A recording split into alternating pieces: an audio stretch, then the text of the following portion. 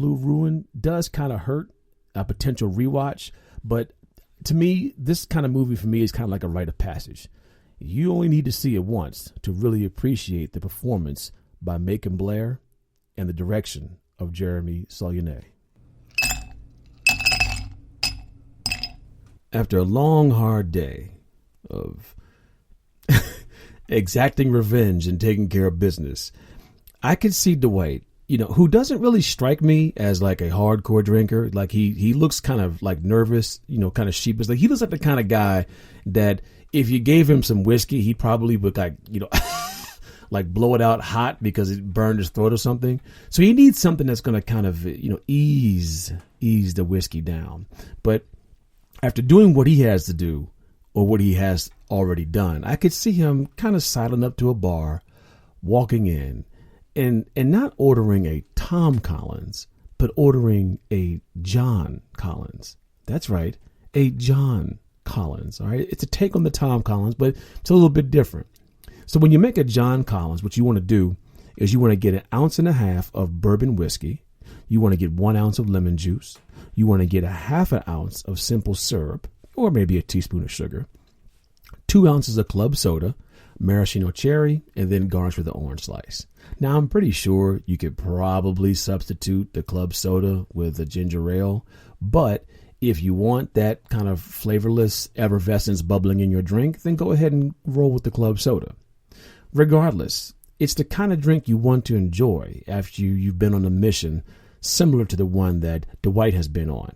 And for whatever reason, I could see Dwight now sitting there with a smile on his face, blood splatter on his shirt, and John Collins in hand.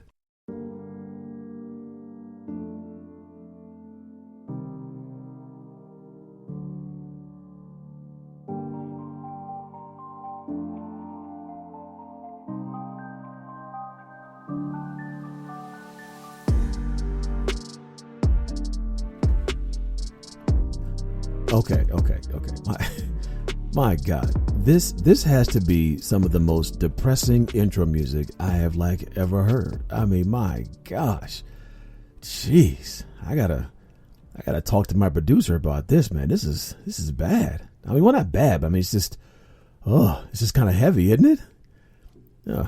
Well, full disclosure, whenever I try to pick like the music, before I do a film review, I try to get something that's kind of symbolic of the film that, that I'm about to talk to you about.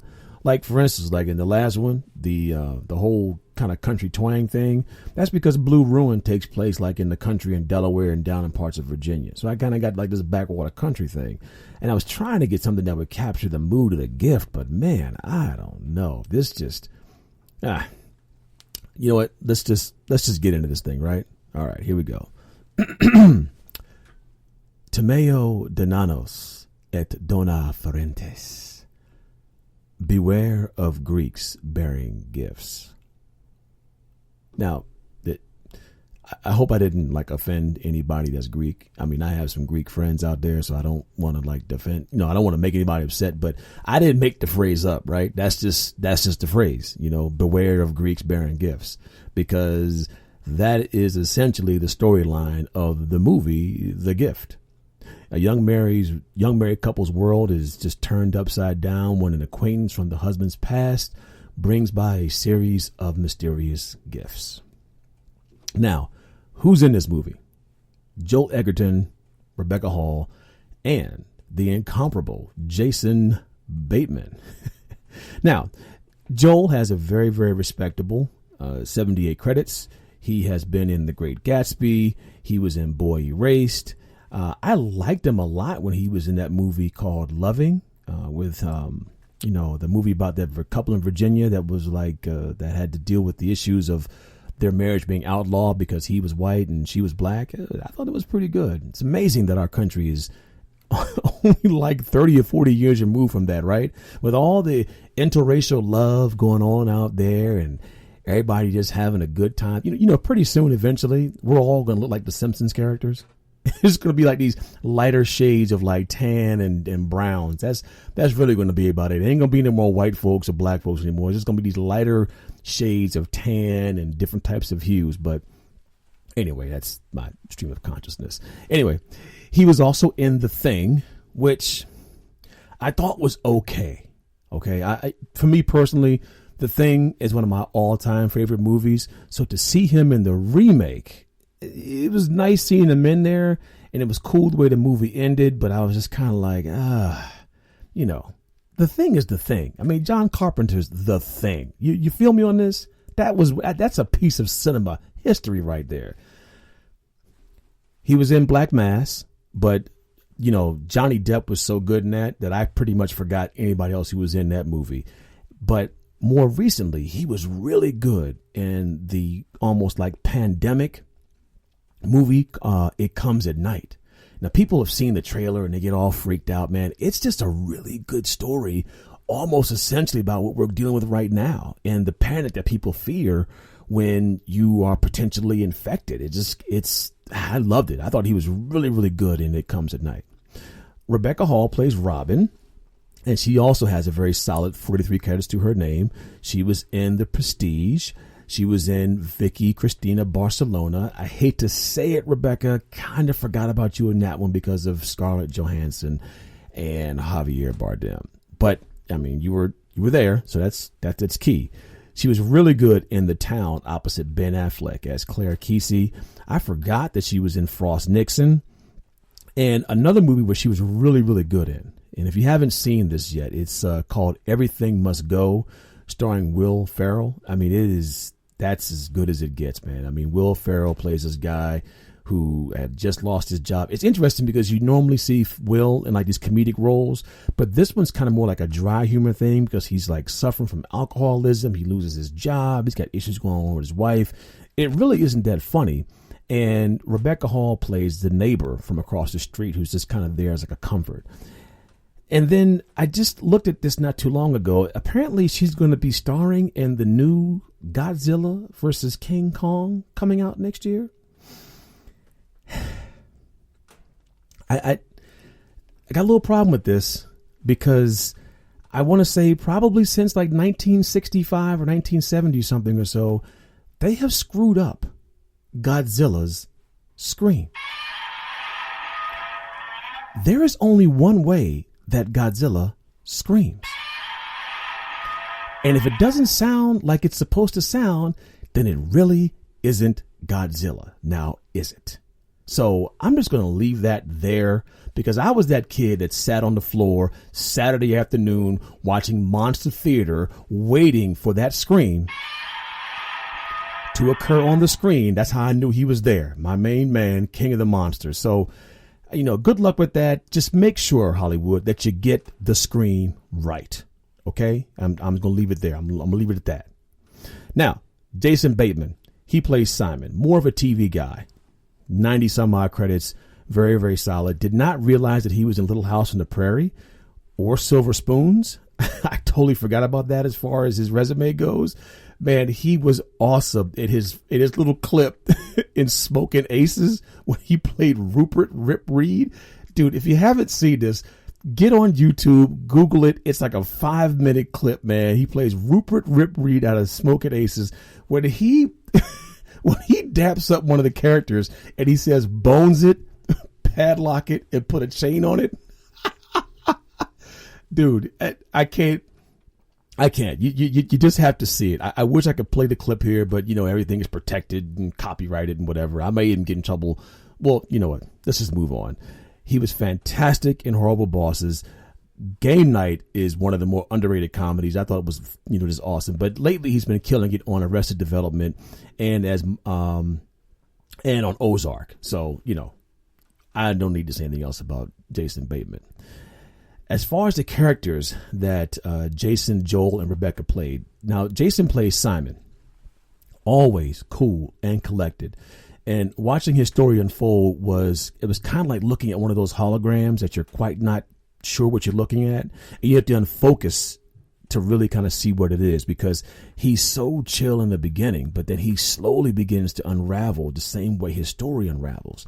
And it's great watching his wife over the course of the movie slowly begin to lose trust in him. I mean, and he goes from these moments of just kind of aggravation and annoyance that all of a sudden becomes frustration. The next thing you know, it's anger. And then you see this rage and you're like, okay, so that's who you really are. And it's interesting to watch his transformation as he goes from this guy in the beginning of the movie who seems to be completely in control of everything in his world to somebody at the end who's almost lost control of everything. So without giving too much away, which I may have already done, it's a great way to watch a character just kind of shift and change over the course of a movie. Now, Robin, who is clearly hurt by some of the previous events, she kind of starts the movie off timid, and she kind of looks to Simon as her protector and her provider and the one who cares for her and looks after her. But, you know, the more she learns about her husband, the more she kind of develops this inner strength, and she starts to separate herself from the conflict that's ensuing.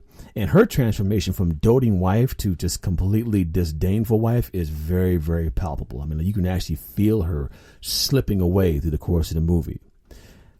Gordon, strange, obtuse, you know, not weird, but another guy like Dwight, just kind of socially awkward. You know, he maintains an even keel, but it's almost to the point where it's like sociopathic. You know, on one hand, you think he's just being nice. On the other hand, your gut makes you question all of his motives, and his character makes you feel that, you know, and he really makes you feel this until you really discover what exactly is going on.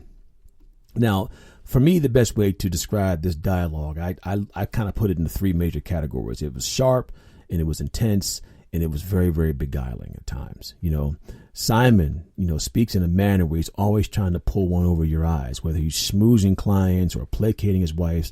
His words seem to be very, very comforter, and they never really seem genuine. And even Gordo's the same way, very, very beguiling with the way he's giving gifts and trying to be nice and doing this and doing that. You're never quite sure what these guys' motives are. When it comes to dialogue being sharp, man, when Robin speaks, it cuts. Okay? When she's looking for information, her words cut right to the heart of the situation. When Simon speaks, again, it cuts. It's relentless. It's forceful. Gordo's words aren't so much as sharp as they are as mystifying. He speaks kind of vaguely, and it's kind of hard to read where he's coming from. But I guess that's kind of what makes his character believable, I guess you could say. So it's interesting to watch him, you know, watch the words come out of his mouth. He's definitely not the kind of swagger that you would expect coming from Joel Edgerton as a person. Now, when things come to a head, that's when the dialogue in this movie gets really, really intense. There's no hidden meaning or anything behind stuff that gets said after the film comes to its boiling point. Okay. I think the only other real issue that you could kind of go when it comes to dialogue might be the gifts that Gordo gives.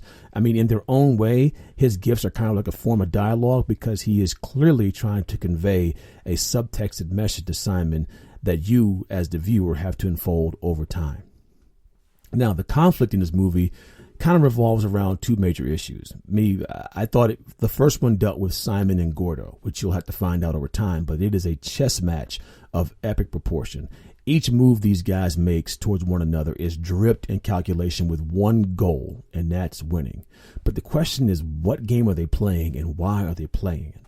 Why is Gordon messing around with Simon? And the other question is, what is Simon willing to do to make him stop? The other conflict I thought was more of an internal one, and that dealt with Simon versus Simon. And it's not like, you know, not like one-on-one, but it's kind of like an old version of Simon versus a younger version of Simon. And when you see the movie, you kind of get the idea that the older Simon has won. He has put younger Simon away. He's conquered him and put him to rest.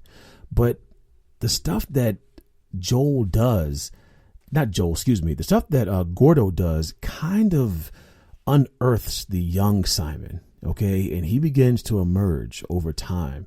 And this younger Simon, all of a sudden starts to kind of take over, and you see this anger and this almost, I don't want to call it bullying, but I guess that's the best word for it. You see this this undercurrent, this seething anger that kind of comes out of him.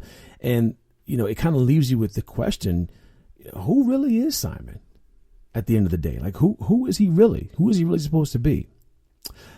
Now, when it comes to the plot type, I kind of want to believe it's like it's a Y